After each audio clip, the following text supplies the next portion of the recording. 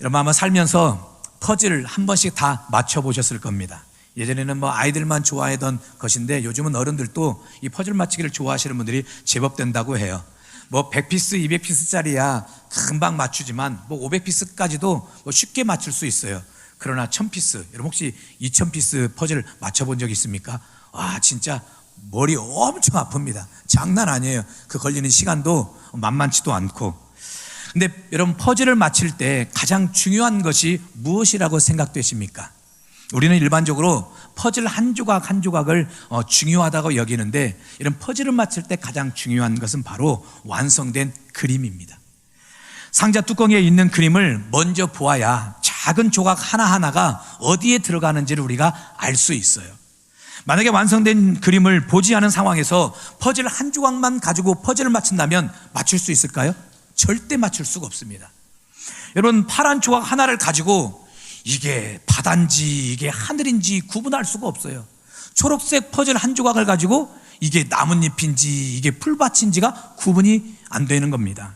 그래서 퍼즐을 맞출 때는 완성된 그림을 보는 것이 중요한 일입니다.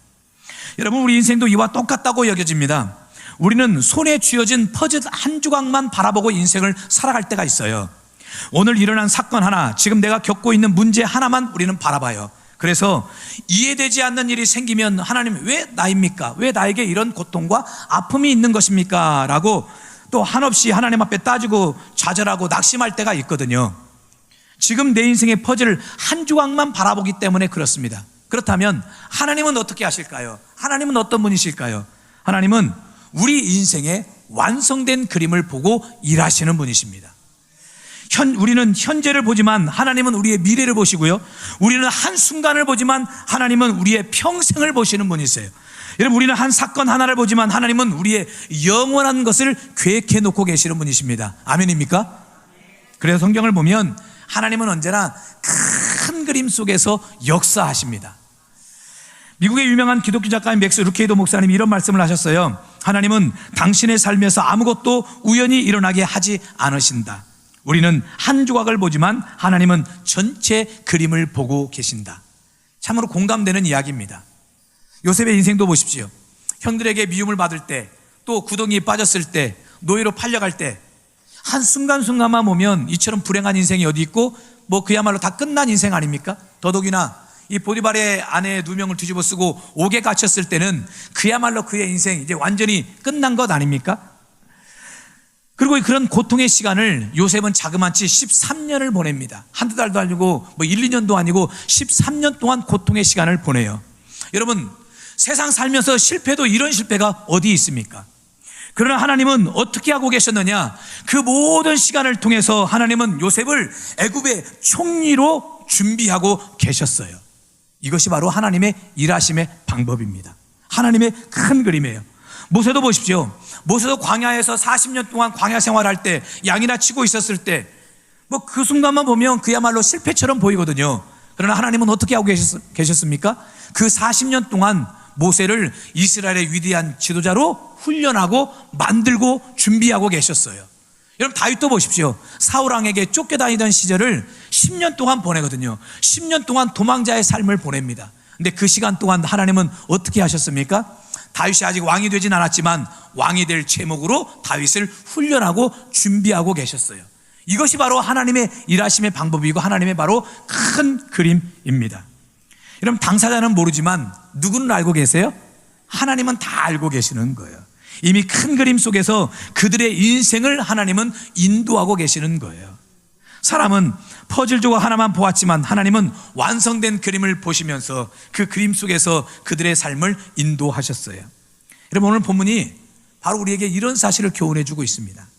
하나님은 큰 그림 속에서 일하시는 분이라는 사실이 오늘 본문을 통해서 우리가 알 수가 있어요. 그럼 하나님께서 그리신 큰 그림이 과연 무엇이냐? 바울은 그 하나님의 큰 그림을 어떻게 표현하고 있느냐? 자, 2절 말씀인데 같이 한번 읽어보겠습니다. 너희를 위하여 내게 주신 하나님의 그 은혜의 경륜을 너희가 들었을 터이라. 바울은 하나님의 큰 그림을 하나님의 그 은혜의 경륜이라고 표현하고 있어요. 여러분서 경륜이라는 말이 헬라어로 오이코노미아라는 말인데, 여러분, 경제라는 이코노미라는 말이 바로 이 단어에서 나온다는 말입니다.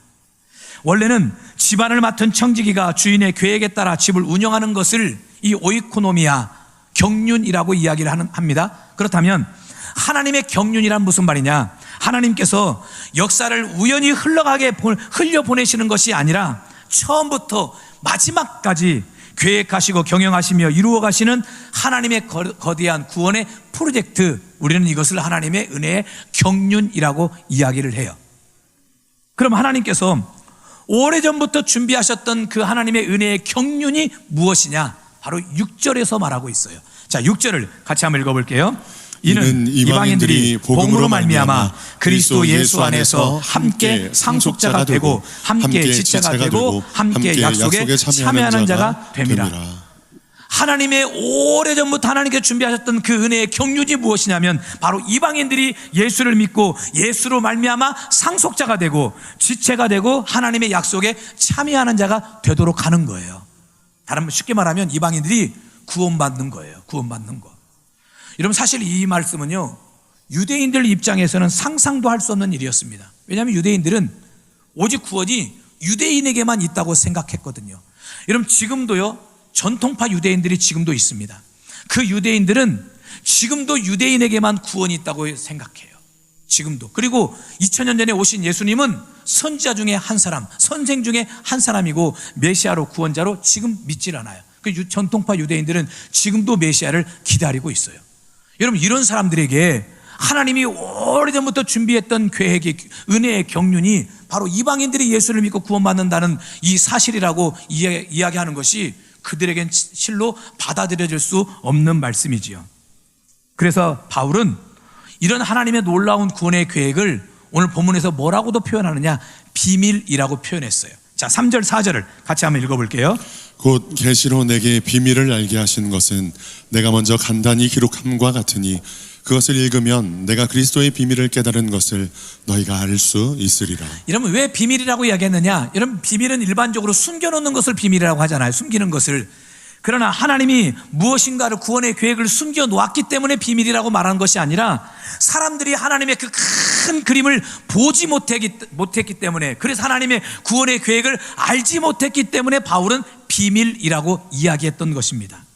심지어요, 예수님의 제자들조차도 이 하나님의 구원의 계획을, 하나님의 은혜의 경륜을, 하나님의 이 비밀을 알지 못했어요. 사도행전 10장에 보면 베드로가 이방인이었던 고넬료를 만나는 사건이 기록되어 있거든요. 여러분, 그때 고넬료 만날 때 베드로의 마음이 편했습니까? 아니요, 불편했어요. 사람들의 시선이 자꾸 들어왔어요. 눈치가 보여졌어요. 그래서 하나님이 환상을 통해 보여주시는데도 불구하고 자기는 이방인에게 갈 수 없다고, 이방인의 음식을 먹을 수 없다고, 부정한 음식을 먹을 수 없다고 그렇게 완강하게 거부했거든요. 이게 바로 유대인들의 사고방식이었어요. 그러나 하나님은 처음부터 온 세상을 보고 계셨어요. 누구든지 예수를 믿으면 구원받는 하나님의 자녀가 된다는 사실을 아셨고, 이것을 하나님은 오래전부터 계획해 놓으셨고, 이런 하나님의 놀라운 구원의 계획을 하나님의 그 은혜의 경륜이라고 이야기했던 것입니다. 여러분, 하나님의 이 구원의 은혜의 경륜 때문에 오늘 저와 여러분도 예수 믿게 된 줄 믿습니다. 그래서 하나님의 자녀가 되게 된 줄 믿습니다. 자, 그런데 저는 여기서 여러분과 함께 또 다른 말씀을 좀 한번 생각해 보고 싶어요. 하나님께서는 구원의 큰 그림만 가지고 계시는 분이 아니라 우리 각 사람을 향한 큰 그림도 하나님은 가지고 계세요. 더 쉽게 말해서 하나님께서 우리 인생을 인도하실 때는 큰 그림 속에서 인도하신다는 거예요. 반면에 근데 우리 인간들은 어떻게 삽니까? 우리들은 퍼즐 한 조각만 붙들고 살아가요. 퍼즐 한 조각만.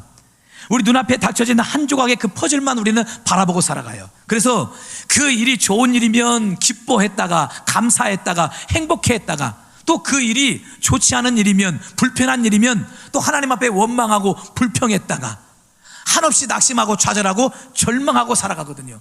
왜 그렇습니까? 한 조각의 퍼즐만 바라보기 때문에 그래요. 퍼즐 맞힐 때 쉽게 맞추는 거 있잖아요. 그럼 기분이 좋잖아요. 쉽게 맞추면. 또 퍼즐 한 조각인데 잘 안 맞춰지는 것도 있으면 그렇게 막 골치가 아파요. 머리가 아파요. 마음이 불편하거든요. 우리는 그렇게 인생을 살아가요. 그러나 하나님께서는요, 다릅니다. 하나님은 지금도 눈물 하나도, 실패 하나도, 기다림 하나도, 아픔 하나도 하나님은 그냥 허락하시지 않습니다. 그 모든 조각 하나하나를 맞추어서 우리 인생의 아름다운 그림을 만들어 가시는 거예요. 그래서 바울이 로마서에서 어떻게 고백하고 있느냐. 자, 로마서 8장 28절 같이 읽어볼게요. 우리가 알거니와 하나님을 사랑하는 자 곧 그의 뜻대로 부르심을 입은 자들에게는 모든 것이 합력하여 선을 이루느니라. 여기서 말하는 모든 것은 기쁜 일만 포함하는 것이 아닙니다. 실패도, 눈물도, 질병도, 때로는 억울한 일도, 그리고 기쁨도, 또 형통도, 성공도 다 포함되어 있어요. 근데 하나님은 그 모든 것을 합력하여 어떻게 하신다고요? 선이 되게 하신다는 거예요. 왜 그렇습니까? 하나님께서 이렇게 하시는 이유가 무엇입니까? 하나님께서는 바로 큰 그림 속에서 일하고 계시기 때문에 그렇습니다. 여러분, 인생을 살면서 지혜가 무엇인 줄 아세요? 지혜라는 것은 한 조각에, 우리 인생에 닥쳐진 한 조각의 퍼즐만 붙들고 살아가는 것이 아니라 바로 하나님의 큰 그림을 바라보고 살아가는 거예요. 지금은 이해되진 않아요. 지금은 설명되지가 않습니다. 하나님은 지금도 우리 인생을 그러나 가장 선하고 아름답게 아름다운 그림을 완성해 가신다는 그 사실을 믿고 우리가 하나님을 신뢰하며 살아가는 거예요. 모세도 보십시오. 모세는 애굽의 왕궁에서 왕자의 신분으로 살고 있었어요. 모세는요, 가만히만 있어도 훗날 이제 이집트의 파라오가 됩니다. 왕이 되는 사람이었어요. 세상 사람들이 보기에는 그 왕궁처럼 보기 좋은 자리가 어디 있습니까? 그러나 모세는 그 눈앞에 한 조각의 조각보다도 바로 하나님께서 이루실 큰 구원의 그림을 보았어요. 히브리서 11장은 이렇게 말을 합니다. 자, 24절 26절 같이 한번 읽어볼게요. 믿음으로 모세는 장성하여 바로의 공주의 아들이라 칭함받기를 거절하고 도리어 하나님의 백성과 함께 고난받기를 잠시 죄악의 낙을 누리는 것보다 더 좋아하고 그리스도를 위하여 받는 수모를 애굽의 모든 보화보다 더 큰 재물로 여겼으니 이는 상 주심을 바라봄이라. 이런 모세가 왕궁을 떠날 수 있었던 이유, 왜 바로의 공주의 아들이라 칭함받기를 거절하고 하나님의 백성들과 함께 고난받는 것을 그가 기뻐했던 그 이유와 무엇 때문이냐? 오늘 말씀해 보니까 이는 상 주심을 바라봄이라. 이러면 애굽의 화려함보다도 하나님의 약속이 모세에게는 더 크게 보였어요.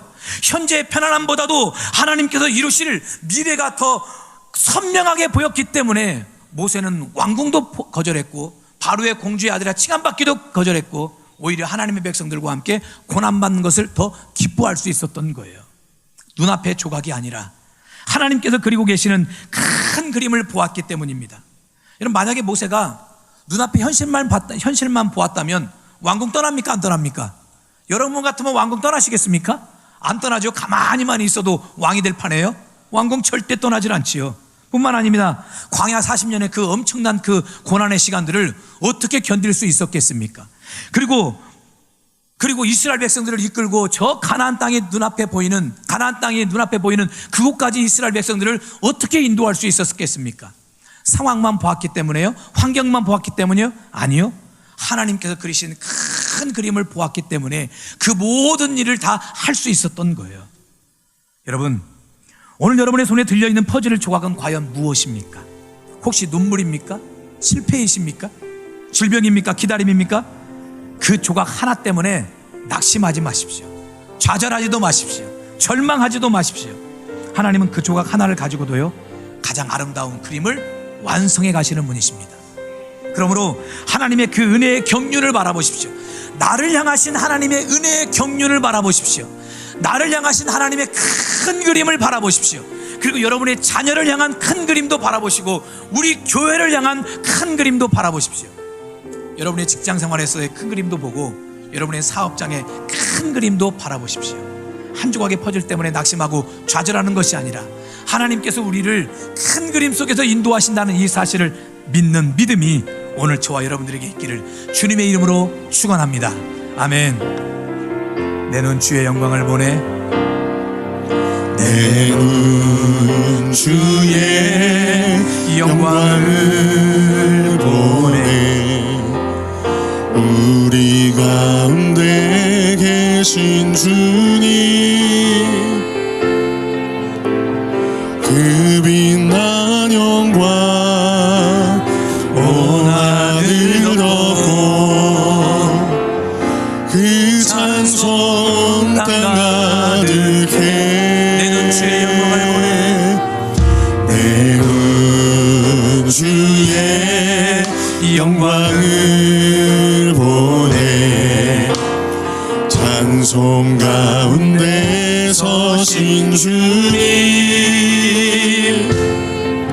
주님의 얼굴은 온 세상 향하네. 권능의 발을 드셨네. 주님의 영광 이곳에 가득해. 할렐루야. 주의 영광 이곳에 가득해. 우린 선의 주님과 함께 찬양하며 우리는 전진하리. 모든 열방 주 볼 주님의 때까지 은혜 이곳에 가득해. 주의 은혜 이곳에 가득해. 주님의 은혜를 보게 하여 우린 주옵소서. 선의 주님과 함께 찬양하며 우리는 전진하리. 모든 열방 주님의 축복 이곳에 가득해. 주의 축복 이곳에 가득해. 우린 선의 주님과 함께 찬양하며 우리는 전진하리. 모든 열방 주 볼 때까지. 할렐루야. 그런데 문제는 이것입니다. 우리가 어떻게 해야 하나님의 큰 그림 안에서 살 수 있느냐 이거예요. 더 쉽게 말하면 하나님의 큰 그림을 우리가 어떻게 볼 수 있느냐 이겁니다. 하나님의 큰 그림을 봐야 우리가 조각 퍼즐 하나에 왔다 갔다 흔들리지 않을 수 있을 텐데 하나님의 큰 그림을 어떻게 볼 수 있느냐 이거예요. 오늘 본문에 보면은요, 세 가지를 말하고 있는데 오늘 첫 번째 말씀만 좀 드리고 싶어요. 우리가 하나님의 큰 그림을 보기 위해서는 먼저 우리 자신이 예수님께 붙들린 사람이 되어야 됩니다. 누구에게 붙들려요? 예수님께 붙들린 사람이 되어야 돼요. 자, 1절 말씀을 같이 한번 읽어볼게요. 이러므로 그리스도 예수의 일로 너희 이방인을 위하여 갇힌 자 된 나 바울이 말하거니와. 여러분, 지금 바울이 어떤 사람이라고 이야기합니까? 갇혔다라고 이야기를 하고 있죠. 바울이 어디에 갇혀 있느냐? 로마 감옥에 갇혀 있었어요. 이런 에베소서는 옥중 서신이거든요. 바울이 로마 감옥에 갇혀 있을 때 보낸 서신입니다. 죄수지요. 보세요. 갇힌 자 된다. 바울이 말한다. 바울 자신도 분명하게 자신의 현재 형편을 말하고 있어요. 그런데 여기서 한 가지 주목해 볼 내용이 있습니다. 여러분, 우리 한글 성경만 읽으면은요, 현재 바울이 단순히 로마 감옥에 갇혀 있는 상황만을 말하는 것처럼 보여져요.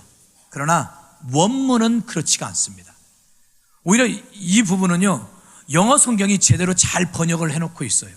여러분, 영어 성경을 보면은요, I 그리고 콤마 찍고 Paul 콤마 찍고 The Prisoner of Christ Jesus라고 번역을 해요. 여러분, The Prisoner of Christ Jesus 무슨 말입니까? 그리스도 예수께 속한 죄수, 그리스도의 죄수라는 의미예요.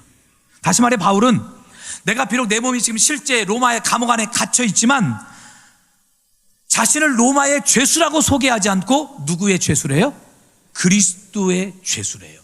예수의 죄수래요. 다른 말로 하면 나는 예수님께 붙들린 사람이라고 소개하고 있는 것입니다.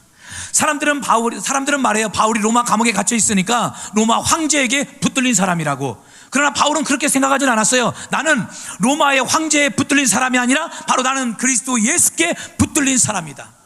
나는 예수님께 붙잡힌 사람이다라고 자신을 소개하고 있는 것입니다. 그럼 바울이 이런 시각과 이런 믿음을 갖고 살았기 때문에 비록 자신의 현실이 옥에 갇혀 있는 상황이었지만 그럼에도 불구하고 하나님의 뜻을 볼 수 있었던 거예요. 다시 말해 바울의 몸은 로마 감옥 안에 있었지만 그의 인생은 예수님의 손 안에 있었어요. 할렐루야. 그래서 그가 감옥에서 바라본 것이 자신의 형편과 처지가 아니라 무엇을 바라봅니까? 자신을 붙들고 있는 예수 그리스도를 바라봤어요. 여러분, 이것이 믿음인 줄 믿습니다. 여러분, 우리 살면서 여러 많은 환경과 상황이 우리를 붙잡고 있다고 생각합니다. 그래서 시시각각 변하는 여러 환경 때문에 때로는 낙심했다가 때로는 좌절했다가 또 어느 때는 기뻤다가 행복했다가 하루에도 12번도 우리의 마음이 좋았다 싫었다 좋았다 싫었다를 반복해요. 그 이유가 무엇 때문입니까? 우리 인생에 닥쳐진 한 조각의 조각만, 한 조각의 퍼즐만 바라보기 때문에 그런 것인데, 그러나 바울은 어떻게 했습니까? 예수님께 붙들린 인생이라는 사실을 깨닫고 예수님께 붙잡힌 자로 살아가요. 비록 그의 상황과 형편과 처지가 옥에 갇힌 죄수의 신분이고 자유도 없고 고통스럽지만, 그러나 원방이나 불평이 없었던 이유는 그가 환경에 붙들린 사람이 아니라 바로 예수님께 붙들린 사람이었기 때문에, 예수님께 붙잡힌 사람이었기 때문에 원망과 불평이 없었던 거예요. 사실 한때 바울도요, 출세와 성공, 권세에 붙잡혀 살았던 때가 있었어요. 그래서 스데반 집사를 죽였지요. 또 공회로부터 고난을 부여받아서 다메섹에 가서 예수 믿는 많은 자들을 잡아다가 공회에다가 넘겨주려고 했거든요. 그때 이 사울의 인생, 바울의 인생이 행복했을까요? 절대 그럴 수가 없었지요. 그러나 그가 부활의 예수님을 다메섹 도상에서 만납니다. 그리고 그 뒤로부터 그의 인생이 예수님께 붙들린 인생이 돼요. 그럼 그 뒤로부터 바울이 어떻게 고백합니까? 나는 행복하다, 나는 기쁘다, 이렇게 이야기를 해요. 자, 빌립보서 1장 18절 같이 한번 읽어볼게요. 그러면 무엇이냐, 거칠어로 하나 참으로 하나 무슨 방도로 하든지 전파되는 것은 그리스도니 이로써 나는 기뻐하고 또한 기뻐하리라. 자, 빌립보서 2장 17절 18절 말씀도 볼게요. 만일 너희 믿음의 재물과 섬김 위에 내가 나를 전제로 드릴지라도 나는 기뻐하고 너희 무리와 함께 기뻐하리니 이와 같이 너희도 기뻐하고 나와 함께 기뻐하라. 이런 빌립보서도 바울이 옥에 갇혔을 때 쓴 편지, 옥중서신인데, 여러분, 옥에 갇힌 사람이 지금 뭐라고 이야기하는 겁니까? 나는 기뻐하고 또한 기뻐한다. 특별히 17절에서는 나를 전제로 드릴지라도 나는 기뻐하고 너희 무리와 함께 기뻐한다라고 말해요. 그럼 전제가 무엇이냐면, 여러분, 제사를 지낼 때 제사의 가장 마지막 단계에서 포도주를 붓는 것이 있거든요. 이게 전제예요. 이게 이제 포도주가 마지막에 부어져야 모든 제사가 끝이 나는 거예요. 이게 바울이 지금 자신이 전제와 같이 드려질지라도, 이 고백은 무엇이냐면 이제 내 인생이 얼마 남질 않았다는 거예요. 내가 이제 곧 죽을 거라는 거죠. 내가 이제 곧 순교당할 것이라는 겁니다. 그런데 그런 상황 앞에서도 바울이 지금 뭐라고 고백합니까? 나는 기쁘다, 나는 행복하다, 나는 즐겁다. 여러분, 어떻게 죽음을 눈앞에 두고 있는 상황에서도 기쁘다고 즐겁다고 행복하다고 고백할 수 있을까요? 그 이유가 무엇 때문입니까? 내가 세상에 붙들려 있는 사람이 아니라 바로 예수님께 붙들린 사람이었기 때문에 그렇다는 거예요. 예수님이 내 인생을 붙잡고 있기 때문에 그렇다는 것입니다.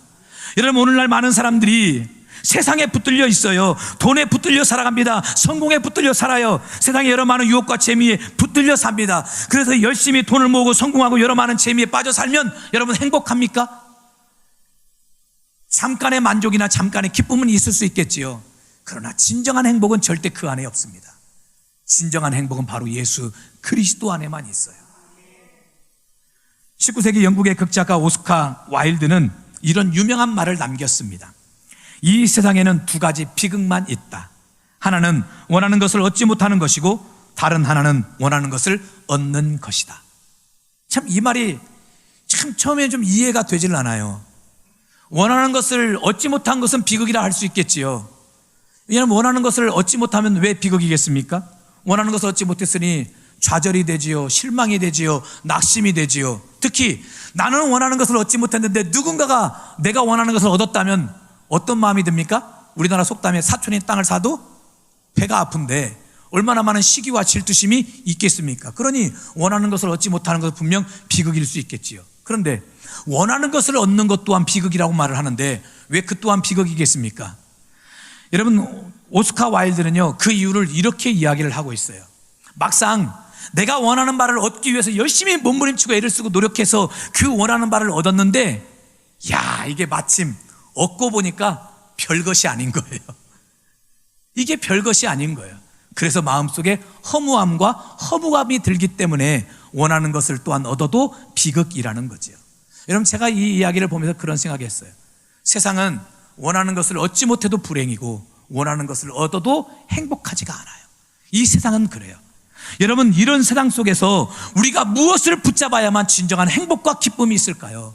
바로 예수 그리스도예요. 예수님입니다. 바로 예수님만 우리가 붙들고 살아야 진정한 행복과 기쁨이 있는 줄 믿습니다. 여러분, 예수 안에 있으면 비록 내가 원하는 것이 얻지 못해도 나는 기뻐요, 행복해요. 또한 예수 안에 있으면 또한 내가 원하는 것을 얻어도 그 또한 감사하고 기쁨이 있는 거예요. 요한복음 4장의 사마리아 여인을 보십시오. 남편을 5이나 가져왔고 지금 5번째 남편도 마음에 들질 않아서 바꾸려고 했어요. 여러분, 그래서 나온 노래가 무엇입니까? 바꿔 모든 걸 다 바꿔. 아시는지 모르겠어요. 권사님, 이 노래 알고나 지금 웃으시는 거예요? 네? 그래서 바꿔 모든 걸 다 바꿔, 남편도 다 바꿔, 이런 노래가 나온 거 아닙니까? 다른 남편을 만나면 행복할 것이라는 기대 때문에 여러 남편을 만나봤지만 행복합니까? 행복하지가 않았어요.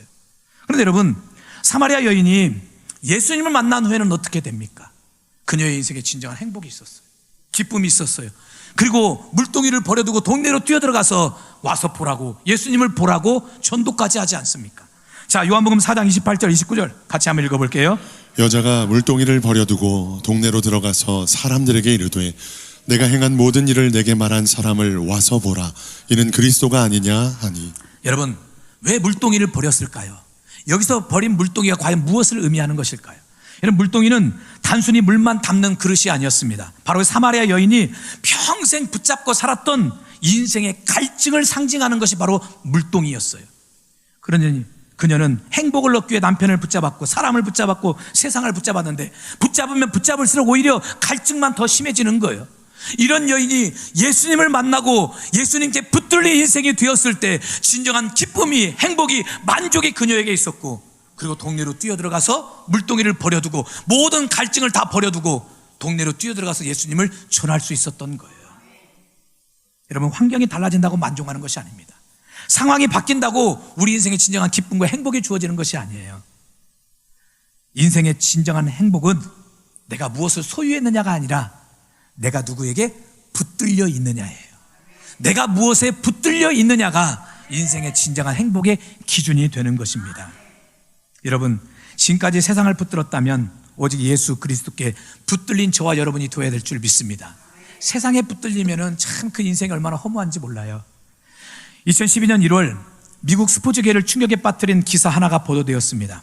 우리는 잘 알지 못하는 사람이지만 미국 미식축구 최고의 스포츠 에이전트였던 리 스타인버그라는 사람의 그 개인 파산을 했다는 그 신청이 뉴스에 이제 보도가 되었거든요. 뭐 우리는 잘 알지 못하니까 이 사람이 파산을 하거나 말거나 뭐 그런가 보다 하겠지만 미국에서는 아주 유명한 그 스포츠 에이전트였어요. 이 사람을 통해서 아주 유명한 사람들이 막 계약이 막 성사되고 막 몇백억, 막 몇천억짜리 막 계약들이 성사되고 그랬는데, 이분은 많은 스타 선수의 계약을 성사시키며 엄청난 부와 명예를 얻었던 사람입니다. 이분의 이야기가 얼마나 감동적인지 영화로까지도 제작이 되었어요. 탐 크루즈가 주연을 맡은 제리 맥과이어라는 영화가 있는데 바로 저 영화인데요. 저 영화의 실제 이야기가 바로 리 스타인버그라는 사람이었습니다. 그런데 이런 사람이 하루아침에 모든 것을 다 잃었어요. 그 어마어마한 재산을 다 잃었지요. 건강도 잃었지요. 그의 명예도 잃었지요. 심지어는 아내와 이혼하고 가정도 잃게 됩니다. 자녀도 다 잃었어요. 한때 수많은 사람들의 성공을 만들어 주었던 그 사람이 정작 자신의 인생은 무너지고 망가지고 말았던 것이지요. 그 이유가 무엇 때문이냐면 바로 알코올 중독 때문이었습니다. 이 사람이 아침부터 저녁 늦게까지 보드카를 입에 달고 산대요. 보드카를.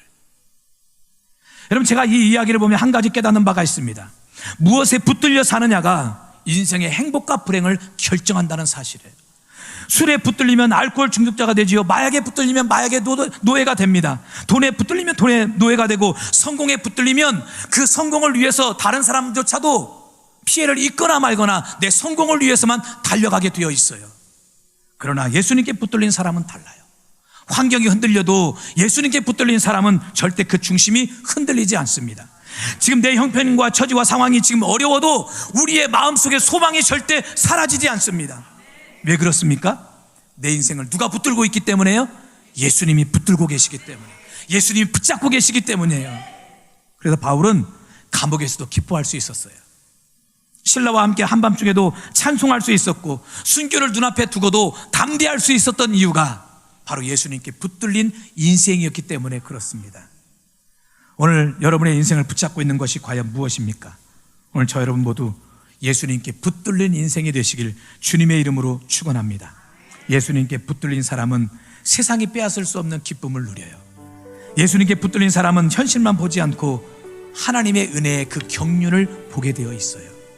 예수님께 붙들린 사람은 오늘의 눈물보다도 내일 이루어 주실 하나님의 큰 그림을 보게 됩니다. 기억하십시오. 하나님의 큰 그림 안에서 살아가는 첫 번째 비결은 내가 예수님을 붙잡는 것이 아니라 예수님께 내가 붙들린 바 되는 거예요. 우리 알잖아요. 내가 예수님 손을 붙잡을 때가 있잖아요. 근데 어떻습니까? 조금만 힘들고 어려우면 이 손을 놓잖아요. 하나님 앞에 원망하고 불평하고. 그러나 예수님께 붙들린 인생은 절대 우리 예수님 우리의 손을 놓는 법이 없어요. 우리의 인생을 놓는 법이 없고, 우리의 자녀를 놓는 법이 없으며, 우리의 가정을 놓는 법이 없고, 우리 교회를 놓는 법이 없어요. 끝까지 우리의 삶을 붙잡고 붙들고 계시는 거예요. 내가 예수님을 붙잡는 것보다도 더 중요한 것은 내 인생이 바로 예수님께 붙들리는 것입니다. 오늘 저와 여러분들이 세상의 죄수가 아니라 예수님의 죄수가 되시길 바랍니다. 예수님께 붙들린 자들이 되시길 바랍니다. 이런 우리의 삶 속에 하나님의 그 은혜의 경륜을 보시고, 우리 자녀들을 향한 그 은혜의 경륜을 보며, 우리 교회를 향한 그 은혜의 경륜을 보고, 내 인생을 향한 하나님의 그 은혜의 경륜을 보고, 그 은혜의 경륜 속에서 힘있고 능력 있는 삶을 살아내시길 주님의 이름으로 축원합니다. 아멘.